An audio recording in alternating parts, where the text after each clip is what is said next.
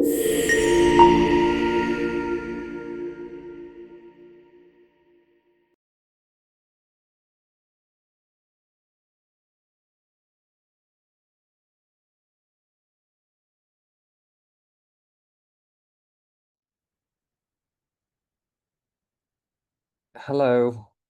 Hello, good afternoon, everybody. Welcome to the fourth annual forum from the Forum for Open Research in MENA. Forum is a non-profit membership organization supporting the advancement of open science policies and practices in research communities and institutions across the Arab world.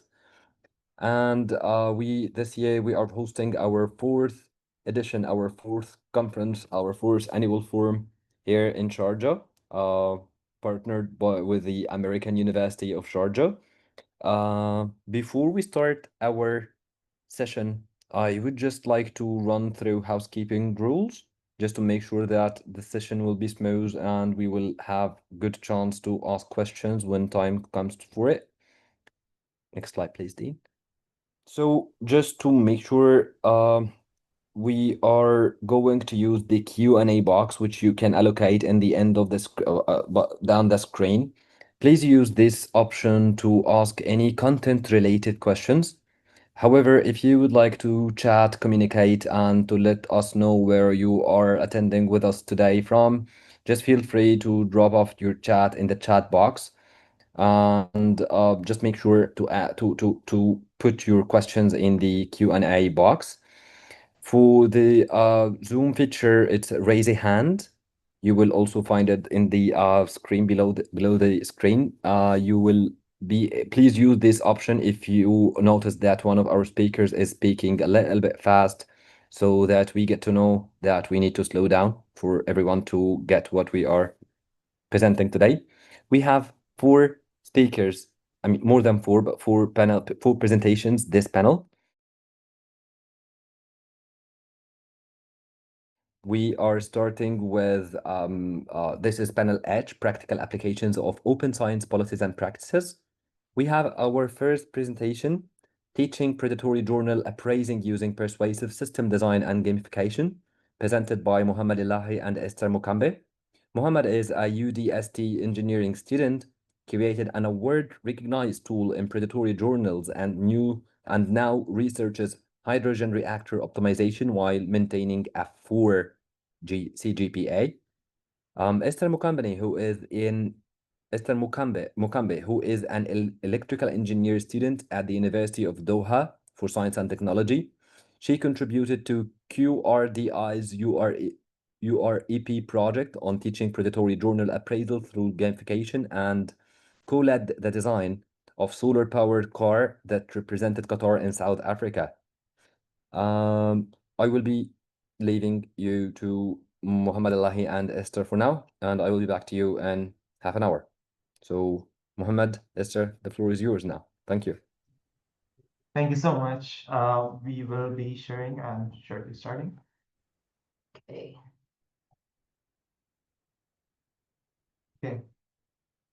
Just to confirm with everybody, can everyone see our slides?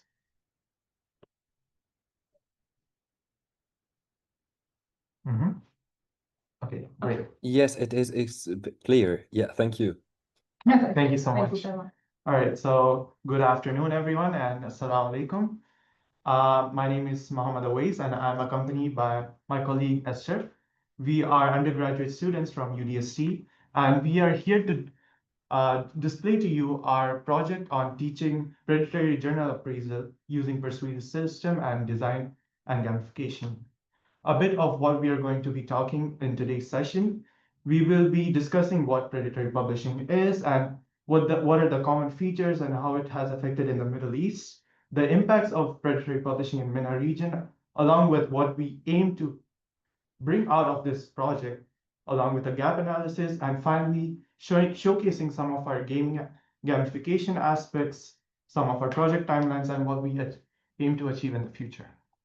A little bit about us before we start talking about our project. This project was possible thanks to QRDI, Qatar Research and Development Institute, and the four of us are undergraduate Europe students who work with two of our mentors, Ms. Khadija and Mr. Kevin. It has been a year-long project, and we aim to our true purpose was to develop a game for users to practice and strengthen their predatory journals appraisal skills, as well as try to identify bogus conferences. So even before we make the game, we need to understand what we are making the game about. What is predatory publishing? In its essence, predatory publishing refers to journals that prioritize profit over quality or quality, and where they charge these author fees while failing to provide legitimate editorial and peer review services. There are several common features of predatory publishing that help us identify what it is. A few of them, first of all, comes as peer review quality, where sometimes it's completely non-existent or is extremely weak. They even promise you things such as quick peer review within 24 to 48 hours without it actually meaning anything. Editorial board transparency could sometimes be hidden or fake, or they even may include us members without our consent in these editorial boards. Indexing claims might be fake on websites such as Scopus or PubMed. Publication fees sometimes are unreasonably high or unreasonably low, and they are not basically matching with what they are trying to offer. They use deceptive measures, or they even aggressively solicit you through emails, and they try to make this false sense of urgency, which isn't even really there. They lack a sense of transparency with things such as peer review or these editorial policies. So, how has predatory publishing affected the Middle East? One of the researches that we did on Iran's, or not we did, we had found information about was that these academic prestige did not guarantee them that they are able to identify these journals properly. Another one of our researches we found from Jordan reported that 64% use think, check, submit strategies to avoid predatory journals, but only 34% were able to identify these journals, whereas almost 12% admitted to having published in one. Coming off topic about one point of think, check, submit. I need you guys, I will need everyone to I would like to shed some light on Think, Check, Submit, where it is a global initiative that that helps researchers identify these trusted journals and publishing when they submit their work. As you can see, it's a long list of all the information that you would need to identify a good journal and differentiate it from predatory one. It's just a checklist and not much interactive. That's what we aim to provide. Moving on, there is lastly another one of the researches that we found was that Arab scholars, for some personal reasons, prefer to publish in these predatory journals. A point that I would like to make clear is that our game is if you want to avoid predatory publishing, but if you prefer, that is not within our prospects. A few impacts that predatory publishing has affected is it has brought major financial losses to these institutes, as well as it has done irreparable reputation damage, which has brought many researchers' careers at risk, and it has, in its essence, degraded the research integrity. Of a few of the regions that were highly concentrated with these predatory journals were Asia and Africa, which we wanted to mainly tackle, as well as the Middle East. There were a total of 4 project objectives that we aimed to tackle. First of it was that we needed to find a way to make ThinkTech Submit more existing with existing tools. We were able to do this using, we were able to capture a wider audience through gamification. And we believe that this type of resource should be essentially available to everyone because all researchers must know about predatory publishing and try to avoid it as much as they can. Hence why we wanted to make it an open educational resource so that early faculty as well as graduate students could use this to avoid predatory publishing. Finally, to shed some light upon the gap analysis, and these are a few points that our project and the game aims to tackle. We wanted to make educational more engaging, so it's fun to learn, and the memory of what you learn is retained. The low awareness in the Middle East was tackled by essentially targeting local students and researchers, which is relevant to our content as well as our testing. We wanted to we did this using several of the surveys, or we aim to do this using several of our surveys, using Google Forms, Dot Forms, etc. There was a lack of early career training, and this was thankfully offered to us for undergraduate students by QRDI to do this project. And finally, one of the most topics that I wanted to specify was the scarcity of open access tools. And we wanted to tackle this by making a free open educational resource.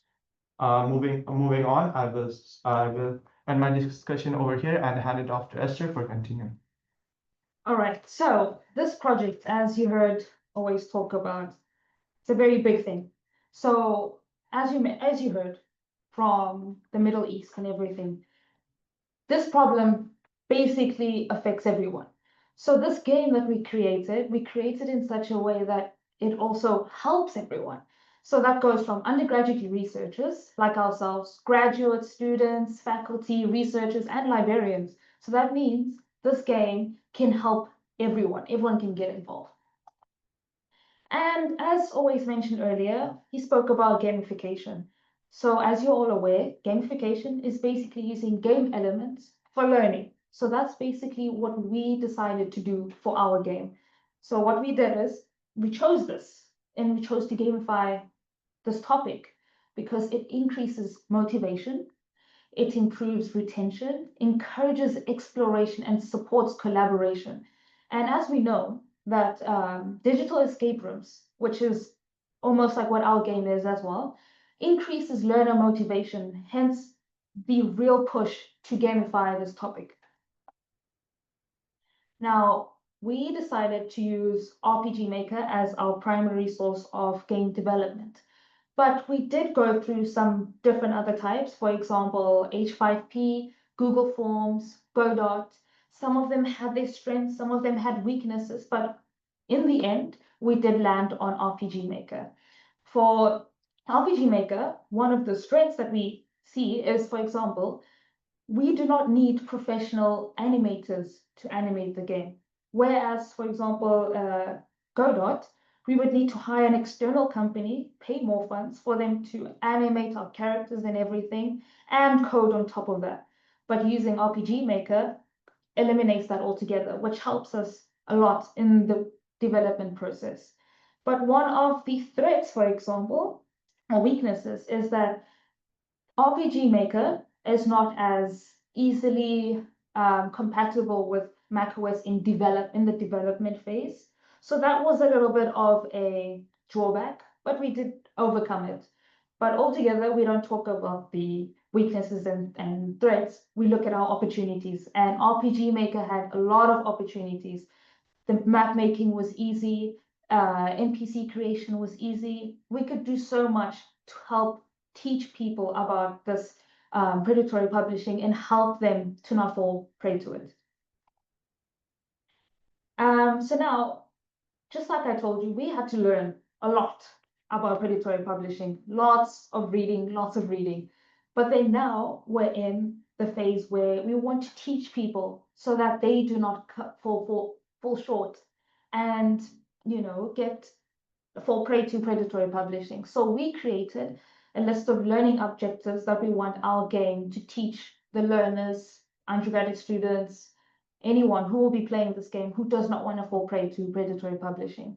And these learning objectives are linked to each of our levels throughout the game to instill that learning with some quizzes, some puzzles to reiterate that learning, as we mentioned earlier. And now to the exciting part. Our game is called Predescape, which is kind of like a play on words, predatory publishing, digital escape room. So that's how we came up with the name. Our game will have 3 levels. So we have level 0, level 1, and level 2.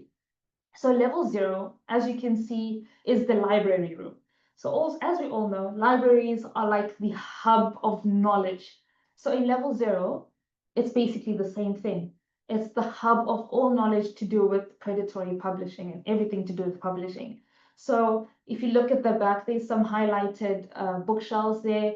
Those bookshelves have definitions. Every definition that you can even think of that has to do with predatory publishing, it's there. We've got examples of reputable journals, websites, conferences that help the researchers know what the green flags are, so that when they go into the rest of the game, they will know how to identify and cross-check with the red flags. These learning objectives that are in the library will also continue throughout the game. They'll keep learning throughout the game because this is an educational game, not just a testing game. Now moving on, we have, as I mentioned, lots of resources in level 0. For example, the DOAJ website, which researchers can cross-check and see if the journal that they want to publish in is reputable or not. We've got a conference website example. Funny enough, this conference, we actually did present in this conference this past August in Kazakhstan. And next, we've got a good example of a journal. And then right next to that is how the definition bookshelves look. Now I'm going to play a video of the gameplay. So if you can just put your eyes to the little box.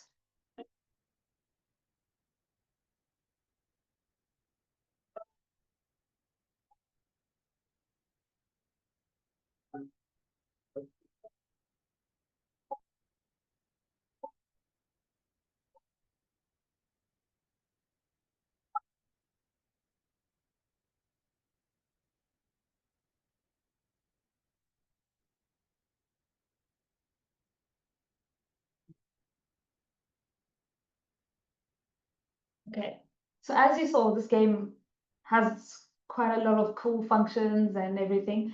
Now, as I mentioned, now we had 3 levels. So this is now level 1. Level 1 is basically about identifying red flags, which is one of our learning outcomes. So as you saw, there's 2 examples of journal websites. One of them might have a lot of red flags, and one of them might have good flags, green flags. And the researcher, the player, has to identify which one is reputable or not, and then they can move on to the next level. As you can see, if you want to look up close, these are the 2 examples of the website designs. I wonder if you can tell which one is the reputable one and which one isn't. Now moving on to our last level, which is level 2. Level 2 is the AI room. So I'll play a video. You'll be able to see some of the gameplay for this one, and I'll explain further.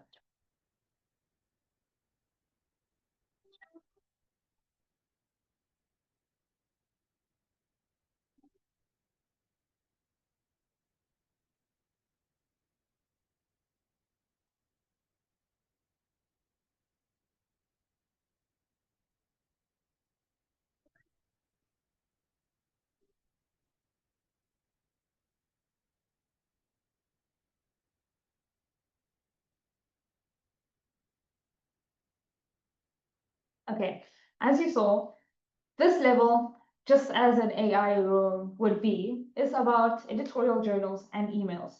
So basically, what this level's objective is to be able to identify these journals and see if you can actually see if someone listed on the editorial board is actually of the field, or are they not? Just like always mentioned earlier, sometimes they put people and you won't even know that you're on the editorial board.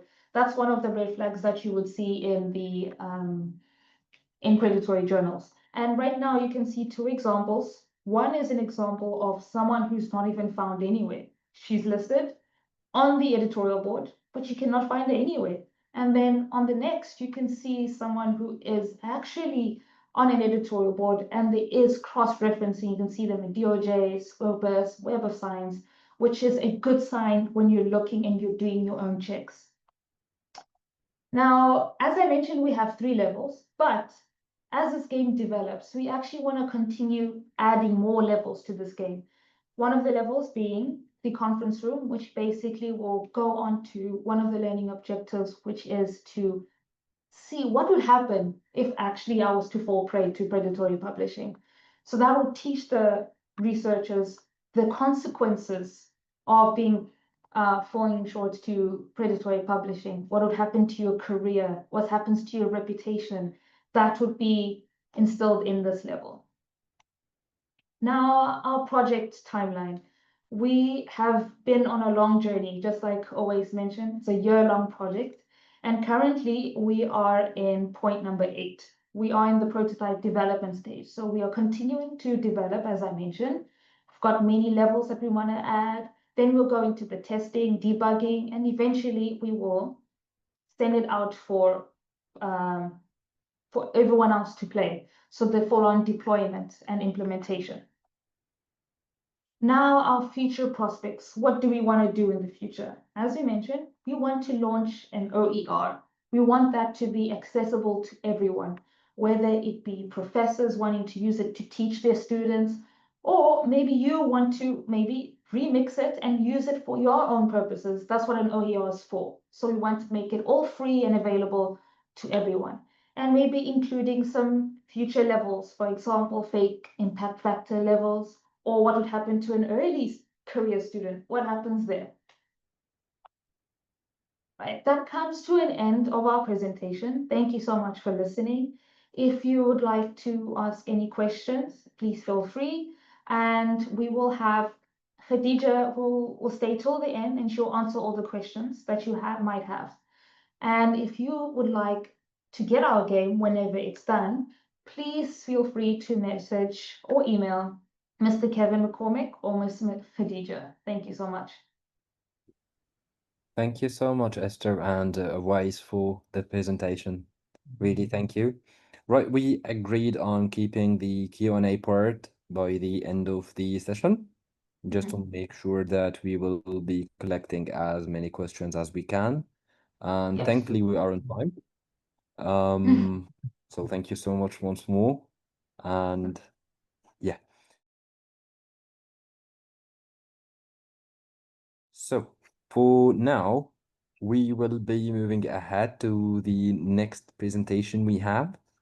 And it's titled UNESCO Intergovernmental Hydrological Programs Water Information Network System. We will be, the presentation will be running by Dr. Muhammad Al-Alawi. Dr. Muhammad is a water science and sustainable development expert with over 30 years of experience across public, private, and UN sectors. He leads the science sector at UNESCO Regional Office for the Gulf states and Yemen, advancing programs on water, climate, biodiversity, and innovation for sustainable development. We will be hearing from him for the next 25 minutes. So, Dr. Muhammad, is everything okay? Thank you, colleague Jassim. Thank you. Thanks also to all the organizers for this nice opportunity to share some thoughts with all the colleagues that are connected. I will turn off my camera because I think it's not, the background is not too pretty. So allow me to share my screen. And please tell me if you can see it. Is it okay? Yes, Dr. Muhammad, it's very clear. Thank you. If you can just press F5. Yeah, thank you. That's okay now? Yeah, thank you so much, Dr. I will Muhammad. start from the beginning of my presentation.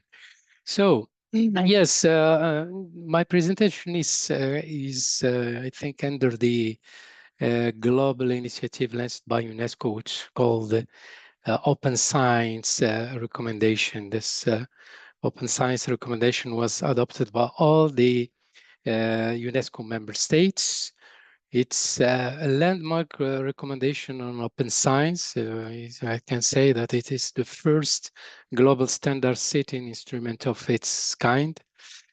Open science goes beyond, as you know, beyond open access. It's about transforming how science is conducted and shared to ensure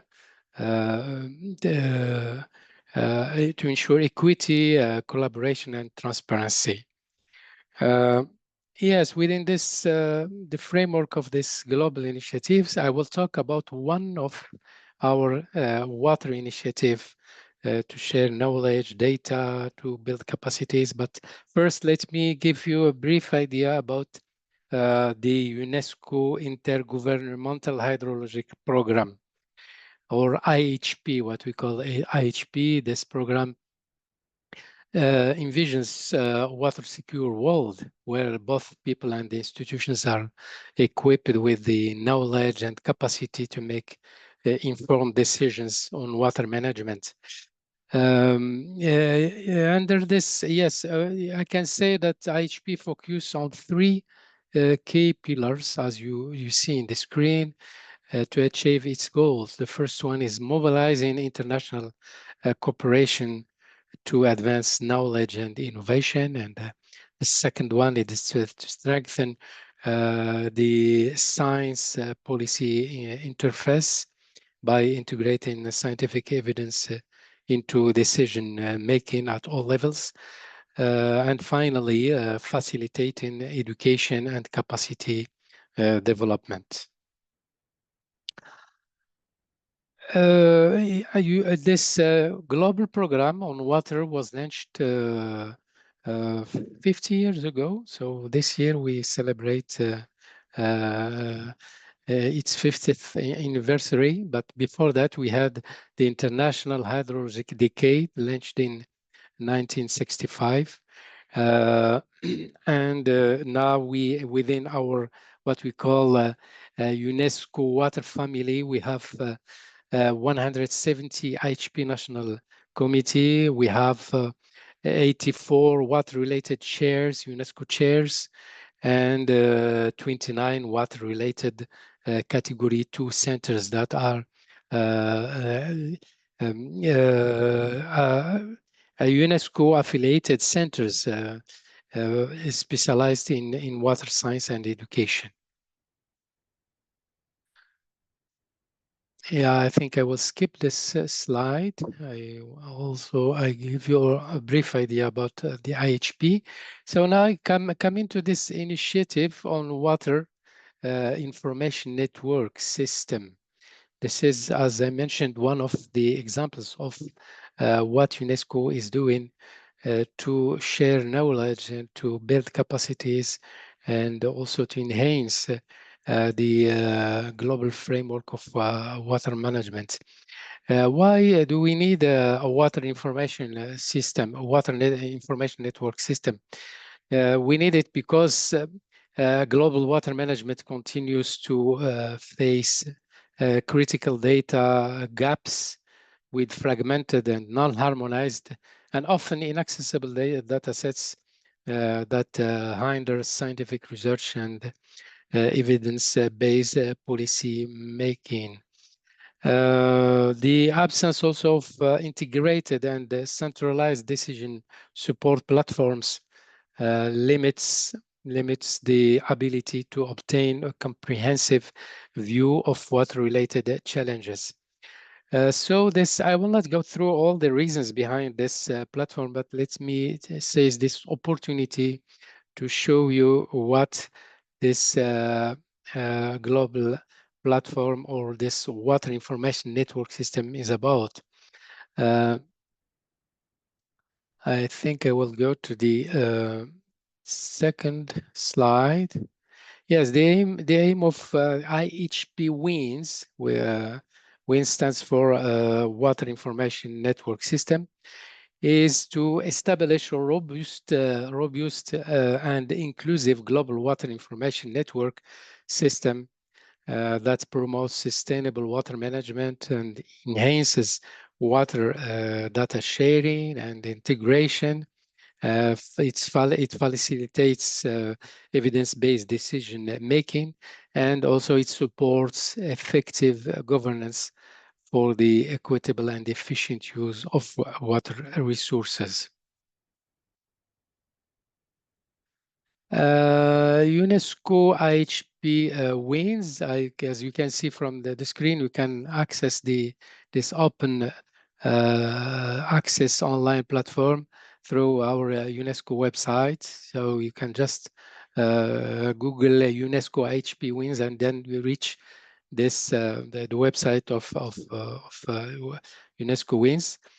It's an open access online platform that promotes the sharing, visualization, and use of water-related water-related data and knowledge. This platform enables scientists, policymakers, and stakeholders to collaborate, map information, and support evidence-based water management all around the world. The data catalog and management system of UNESCO IHP WINS provides a centralized open access repository for validated water-related data sets, maps, and metadata. It allows users to search, visualize, and download information from diverse sources. It is now evident that it promotes transparency and interoperability between all water stakeholders within the global water family. Through standardized data management tools and collaborative features, the system supports knowledge sharing, informed decisions making, and the implementation of evidence-based water policies aligned with UNESCO's open science principles.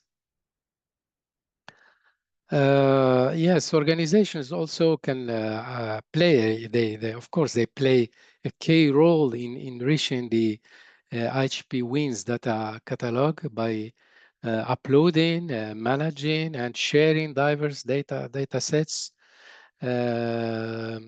And there are different formats. It can be PDF files, MP4, and other formats. And they can share this data within a unified open access platform. Their participation enhances visibility and recognition across the IHP network while maintaining their own identity and branding. IHP WINS initiatives. There are many initiatives where maybe I don't have enough time to show you a few of these initiatives launched in Africa, in other regions of the world. But this, what I can say is these initiatives serve as a collaborative data management workspaces, enabling multiple organizations to contribute data sets and a unified theme project or a flagship network. They enhance the visibility within the IHP ecosystem and promote cross-organization collaboration. Sorry.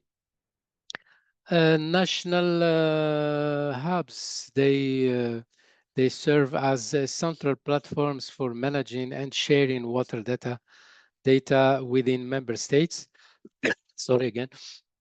And they enable multiple organizations to contribute under a unified national framework supporting assessment, policy making, and evidence-based decision making. Role of users. Users can have different roles in IHP WINS. The platform features a structured system of user roles to ensure secure and efficient data management. Users can act as viewers, contributors, or administrators, each with specific permissions for accessing, uploading, editing, or managing data sets. Transforming data into insight. I can say that IHP WINS bridges the gap between raw data and informed decision making through geospatial monitoring and of aquifers, for instance, or rivers and other water resources. Its interactive tools enables scenario planning, and this is very important for water management stakeholders to have the ability to build and develop scenarios of water resources development and water resources use, and they can also assess the risks and share analysis among all the stakeholders. I think, yes, you can see one example of thematic viewers from the IHP WINS integrated tools. Thematic viewers also, so I will not go through that in detail, that you can check in the website and discover what is about.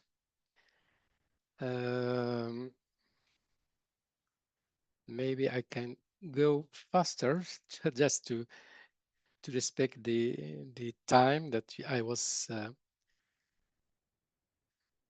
Yes, yeah, the IHP WINS platform can promote also open source learning and capacity building in water science and data management. In fact, WINS serves as a hub for sharing training materials, tutorials, and open tools, enabling users to learn how to access, visualize, and manage water data effectively. And this, I think, with this, I reached the end of my presentation. So my email is here. You can see it, and I will put it in the chat. And I will be more than happy to answer your questions through maybe I will have to run for another meeting. I'm sorry for that, but you can reach out to me through if you have any questions. Please don't hesitate to share your questions by email, and they will be more than happy to answer. Thank you, and over to you, Jasser. Thank you, Dr. Jasser. Mohammed. Thank you so much. Thank you so much, Dr. Mohammed. Just please, before you leave, would you mind just keeping your email for the people, just in case anybody has any questions, he would be able to reach out to you? Sure. I'm now writing my emails in the chat. Thank you. Thank you so much. You're welcome.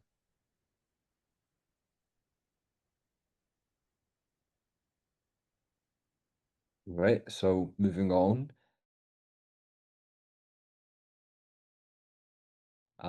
So dear attendees, now we are moving to our third speaker for today, Dr. Muhammad Juma. He will be presenting Open Finance, Building Collaborative Ecosystem for Economic Development in the Arab World. Dr. Muhammad Juma is Professor of Business at Jumeirah University. He holds a PhD in Economics from Damascus University. His research focuses on fintech and sustainable economic development, supported by a career spanning academia, central banking, and financial policy. Thank you so much, Dr. Muhammad, for being with us today. The floor is yours now. Thank you for the introduction. Thank you. Thank you for introducing me with this professional language. Thank you so much, Muhammad. So my paper is about open finance, building collaborative ecosystem for the economic development in the Arab world, with special focus in the UAE as a case studies. So what is open finance first? We start with the definition of and the concept of open finance. And open finance is the extension. This is the extension of open banking principles to a wide range of financial products like lending, insurance, investment, and so on. And this is characterized by open data, open APIs, which is APIs stand for Application Programming Interfaces, and shared financial platforms. Why I focus in the Arab world, in the open finance in the Arab world? Because we have diverse economies. Each Arab country is different from the other. So we have varying financial development between the Arab countries. And some of Arab countries, based in the World Bank classification, some of them in the lower income, some of them in the middle income, some of them in the higher income also. And this is crucial for financial inclusion and access to capital and innovation. What is the paper core argument? The core argument of this paper that open finance can transform the Arab world's financial landscape, driving economic development, enhancing financial inclusion, and also stimulating innovation and promoting sustainable growth.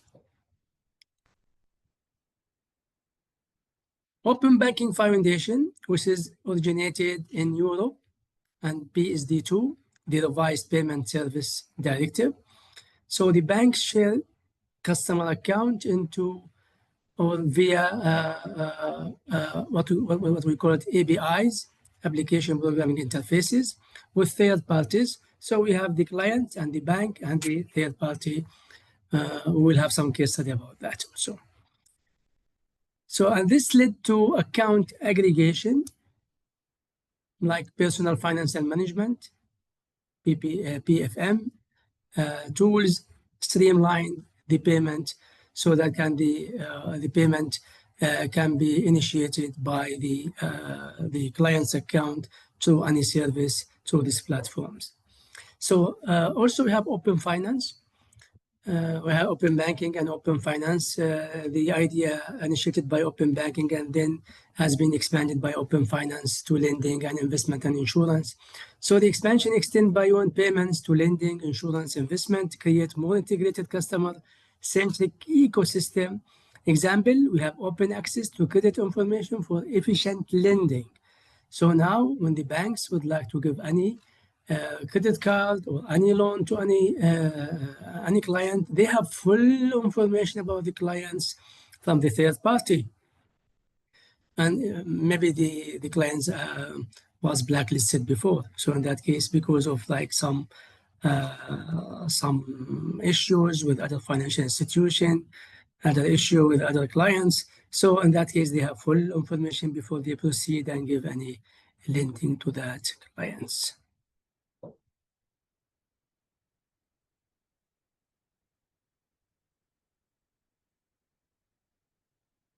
What is the key contribution of this paper? The key contribution was the impact of open finance and economic development that foster competition and innovation, lower prices, improve services, greater efficiency. We will see in some case study how they lower prices and improve the services, and you see that the operation can be shortened from days, like 7 or 8 days, to just 8 hours. So enhance financial inclusion, tailored solution for underserved population, like SMEs, small and medium-sized enterprises, and low-income people, or individuals also. Promote transparency and accountability. This is reduce financial instability and corruption, and increase SME financing through alternative credit scoring. Proactive, the regulatory environment. We are talking about UAE's leadership in open finance. So we have proactive regulatory environment in UAE based in what?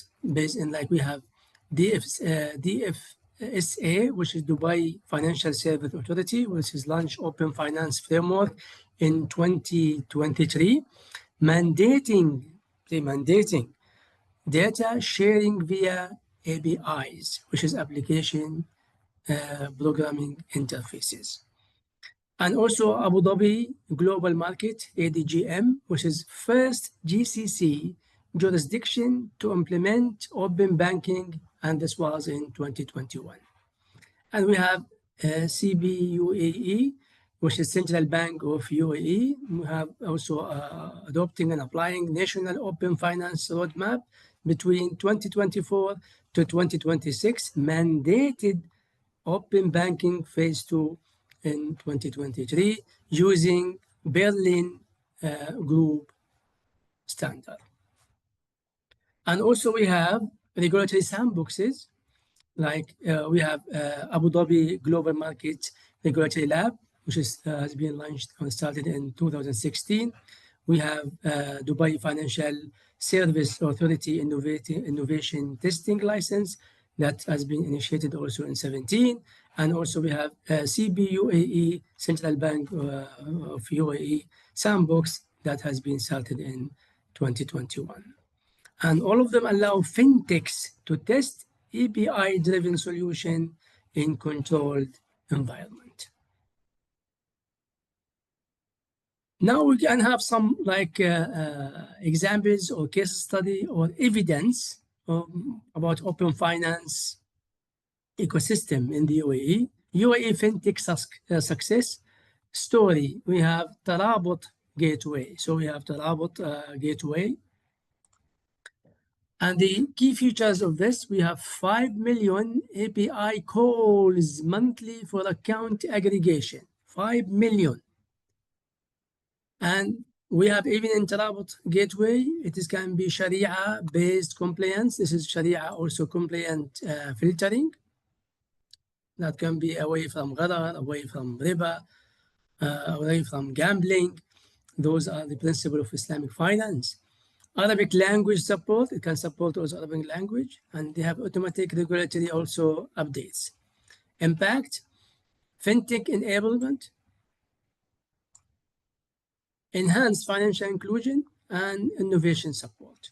We have also a case study about this also, about Dubai Islamic Bank. So Dubai Islamic Bank, Tarabut is the API, which is the third party, and also we have Dubai Islamic Bank and their clients. So Dubai Islamic Bank and Tarabut Gateway, this is a case study, pioneering Islamic open banking and enable Sharia compliant account opening, payment, and credit assessment via APIs. A result, increased digital market share, accelerated innovation, and enhanced security. Now also we have a story of UAE fintech success story, Murabaha financing, DIB, and Tarabut. We have different case studies, not only for Islamic. We have traditional Murabaha financing was time consuming so the challenge was this traditional Murabaha was time consuming for SMEs. So solution fully e-Murabaha financing via APIs. The process, client request via application, data shared via Tarabut API from DIB and other banks. So because all the banks will be also available in Tarabut, and they have, if the customers have any historical information with other banks, it will be shown there.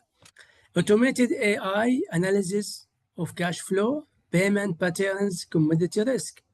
Automated Sharia also screening plus human review. We are not like focus on AI. Again, AI can be an assistant tools. It will not replace humans. So we need also human touch and human review. A smart contract on R3 Corda network, digital signature, blockchain registration.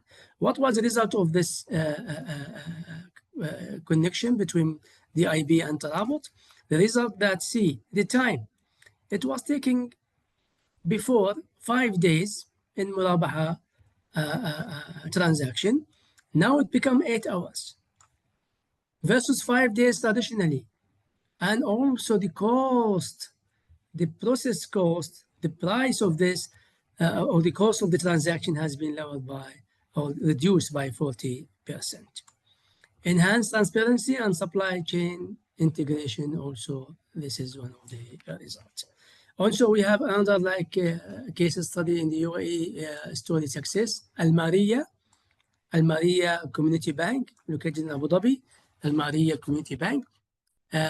This is first UAE bank to offer open finance SME lending using non-traditional data. I try to be more quick. Impact reduced loan approval time from 2 weeks to 24 hours. So from 2 weeks to just 1 day. Maybe if we can assume that this is 24 hours and that 1 day. How it works, leverage real-time cash flow data, open banking APIs, integrate alternative data, e-commerce sales, Shopify, Amazon, utility payment like DIWA, utility for DIWA and Ittisalat. We have tax custom data and target underserved also SMEs with thin or no credit history. This is Al Maria community. Any SMEs without any credit history, they can target them. Now go to SBU AE, the Central Bank of UAE FinTech Sandbox, fostering innovation. And this is the objective is to reduce time to market for FinTech, ensure compliance, and the focus area is open banking, finance, digital payments, robo-advisory, blockchain, and SME finance. Key features of that, API testing hub, pre-integrated with major UAE banks, regulatory guidance from SBU AE team, success stories, Sarwa, which is robo-advisory via bank API data aggregation, and Now Money, which is instant wage access for unbanked workers, those people or workers who don't have any bank account, they can use this Now Money. Tabi, and this is BMBL platform, achieved unicorn status for Sandbox.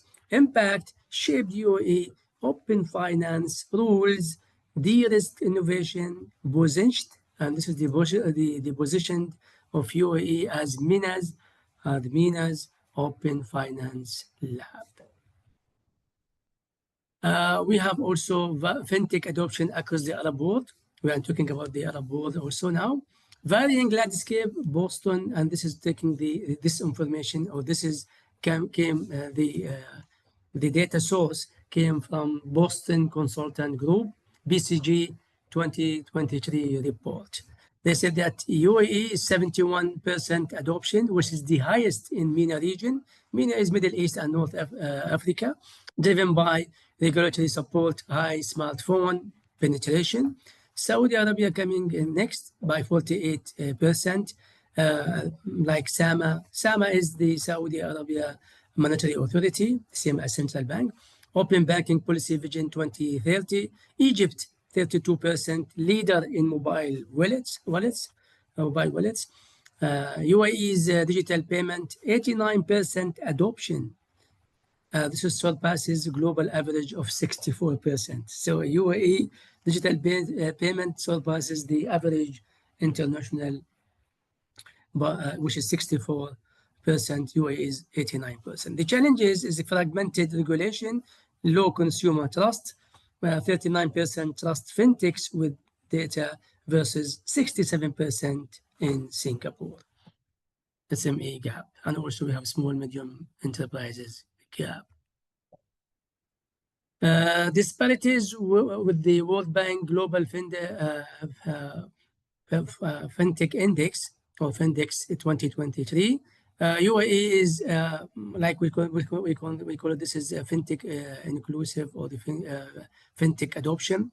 UAE is 94% account ownership near universal.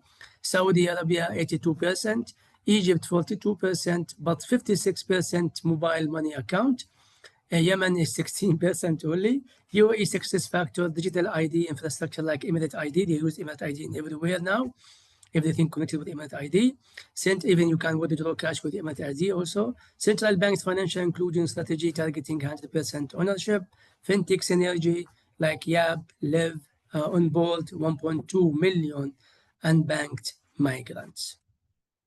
Arab world average is 54% account ownership versus 76% global average. UAE versus regional peers.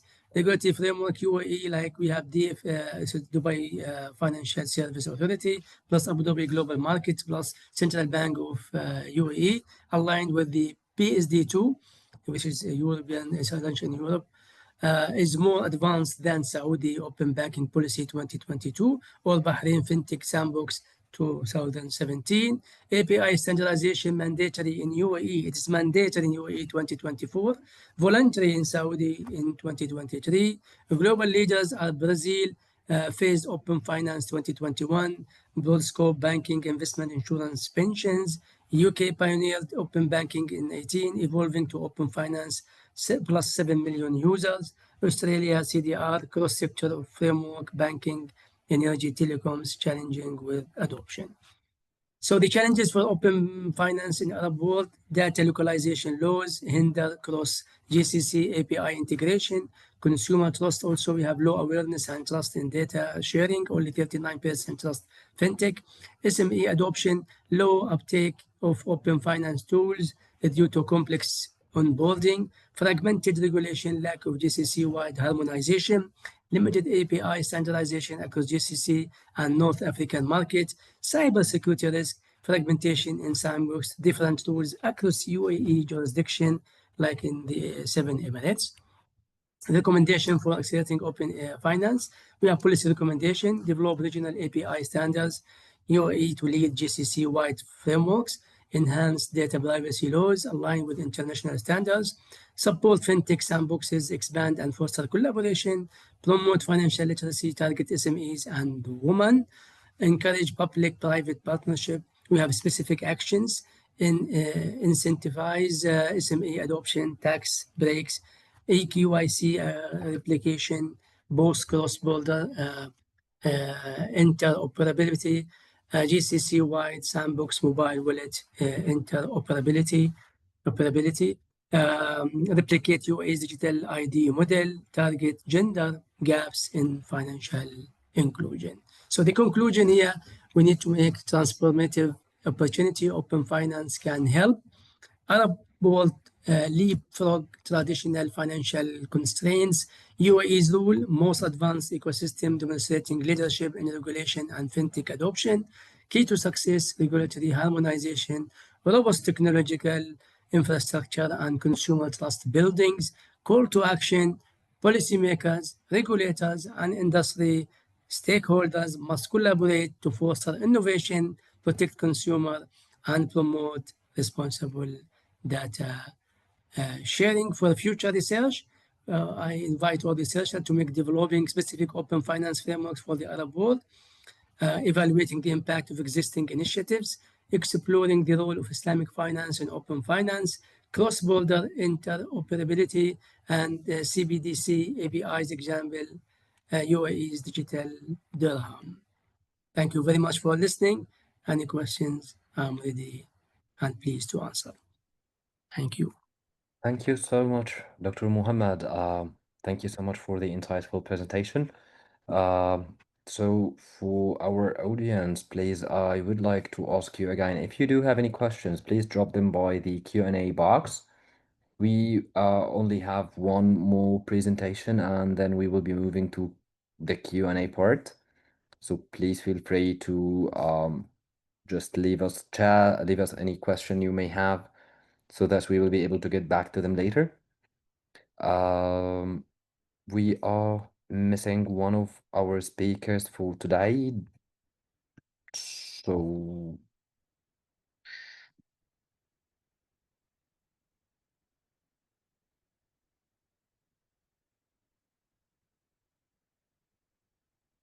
all right, so Mr. Sharif is not here till now, so we may have to jump to the Q&A session. So if you guys have any questions, if our audience, if our attendees have now any question, please feel free to drop them in the Q&A box. Or if you can't seem to leave them, please just leave them in the chat. We will be able to read it and get to them. So we had so far 3 presentations. The first one was presented by Mohammed Elahi and Esther Mukambe, the teaching predatory journal appraisal using persuasive system design and gamification. And we have here Dr. Khadija, who will be answering any questions we may have. And for the second presentation, Dr. Muhammad Alawi, he had to leave us, but he thankfully he left his email. So if you do have any questions related to his presentation, please feel free to reach out to him. I'm sure he will be very glad to answer every single question he may receive. And for the third presentation we had today, Dr. Muhammad Juma, Open Finance, Building Collaborative Ecosystems for Economic Development in the Arab World. So if you have any questions, please feel free to ask now. We have plenty of time, so we may respond to like 20 questions if we have them.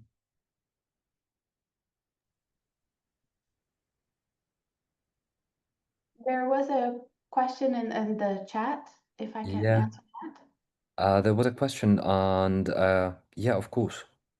Yeah, is that okay? So, Assalamu alaikum, everybody, and good afternoon. As Jasser mentioned, I'm Khadija. I'm taking over for Esther and Awais, the students who presented our project. So Dr. Muhammad asked in the chat, what role do academic institutions play in preventing predatory publishing? And then he also asked if researchers can retract papers published in predatory journals. I'll answer the second question first. It depends on the journal, but most often it's quite difficult to retract your paper if you find out that the journal is not reputable. Oftentimes they might extort you or ask for more money. So unfortunately, it is depending on the nature of the journal, it can be harder to retract than normal. And then different libraries and different institutions have different kinds of advice on what to do. But they do encourage academics and researchers to, if you've realized that you've maybe mistakenly submitted somewhere that's not great, you should try to exhaust all options and try to get your manuscript back, because you might have done great work and you want to make sure that it's submitted elsewhere. But the answer is yes, you can, but sometimes it's very, very difficult. Obviously, they want your money, so they try to make it harder for you. And then your first question was about what roles do institutions play? It varies from institution to institution. For example, at UDST, there are librarians who are working on this. My colleague, Kevin, he's in the chat right now, and he's actually the principal investigator on this project. He's the head of the scholarly communications unit at our library. So that's a unit that is specifically dedicated as a resource for faculty and for researchers to use. If they have questions about journal appraisal, or if they have questions about journal selection. So there are librarians on our campus who can assist researchers with those things. Overall, I know sometimes institutions might, or researchers might say, well, can't you just create a whitelist and a blacklist so that we know what journals to publish in?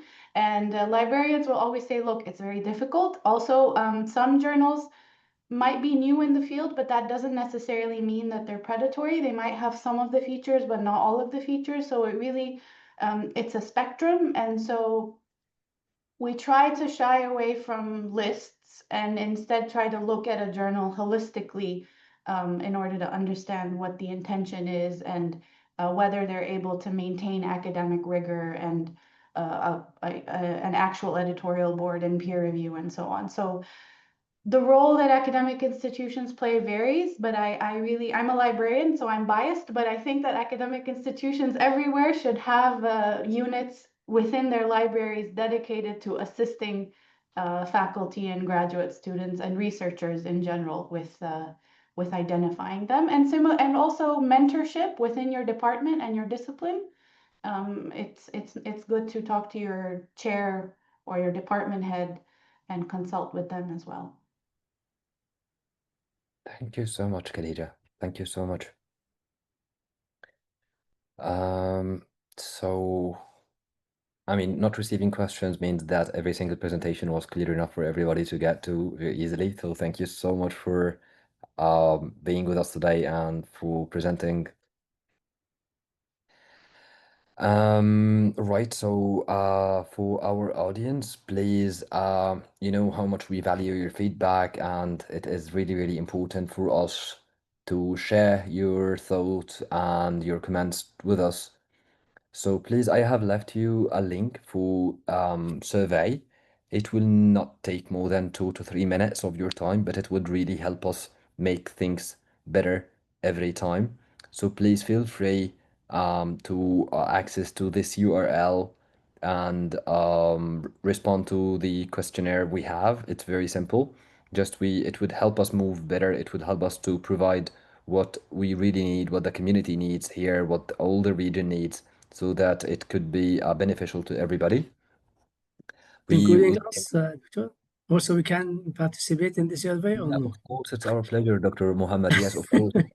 Just you will find it here. I have Just left for it. the audience. That's the question. No, of Just for course, the audience. we will be really pleasured, and it's our pleasure for us to have your insights and have your thoughts about the conference. I mean, either it's even positive or negative feedback. It helps us move forward. It helps us move better every time. So yeah, it is really so much appreciated.